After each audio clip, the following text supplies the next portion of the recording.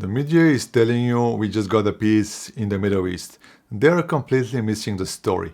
This isn't a peace deal, it's a payment. The official narrative is that diplomacy won, but the condition is that the United States must sell F-35s to Saudi Arabia to get this done.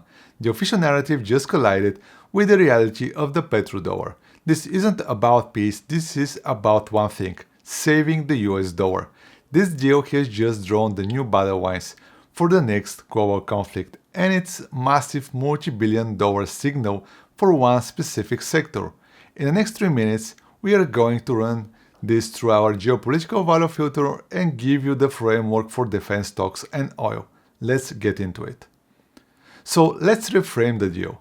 Why would a peace deal require the most advanced lethal strike weapon?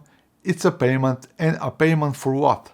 This is where we apply our lens. We view everything through the reality of the late-stage sovereign debt cycle. The US is the world's largest debtor nation.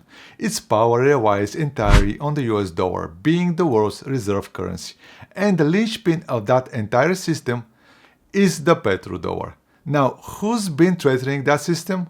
Saudi Arabia. And it's not just talk, it's action. This week's headline: Saudi Arabia's PIF cuts US equity holdings ahead of the Crown's Prince White House visit. Do you see the play? That's not a portfolio rebalancing, that's a threat. They're selling our paper stocks while simultaneously threatening our currency, the petrodollar. Saudi Arabia put a gun to the head of the US dollar. So this isn't a peace deal, this is a loyalty deal. This is the US paying a Saudi Arabia with its most advanced military hardware, F-35s, to stop them from dumping our asset and killing the dollar. This is what the end of the empire looks like. So what happens next? The first order thought is simple. The US is selling F-35s, I should buy Lockheed Martin. And that's not wrong. Lockheed and Raytheon get a lift, the entire defense sector gets a lift. But we're second order thinkers here. Do you honestly think Iran is going to sit quietly while its two biggest enemies, Israel and Saudi Arabia, get a fleet of the world's best stealth fighters? Absolutely not. This peace deal has just ignited the biggest Middle Eastern arms race in generation. This increases tension, it doesn't decrease it. Iran, Qatar, Turkey, they now must respond, and who sells weapons to them? China, Russia. This deal has just drawn the official battle lines for the next global proxy war. So let's tie this together. This is not financial advice, this is my risk framework. The peace deal has raised the stakes for a global conflict. Here is the map I'm using. We have a path A, the stable arms race.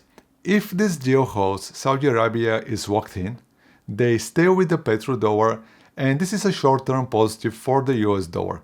It is highly bullish for the defense sector as well. Oil likely remains stable as Saudi ensures flows.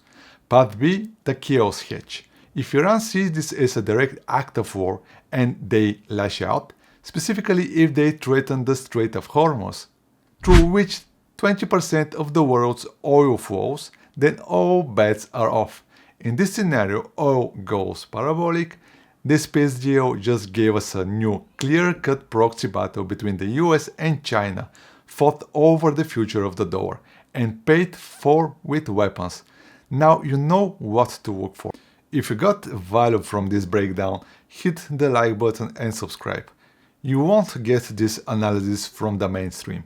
And check out this video over here.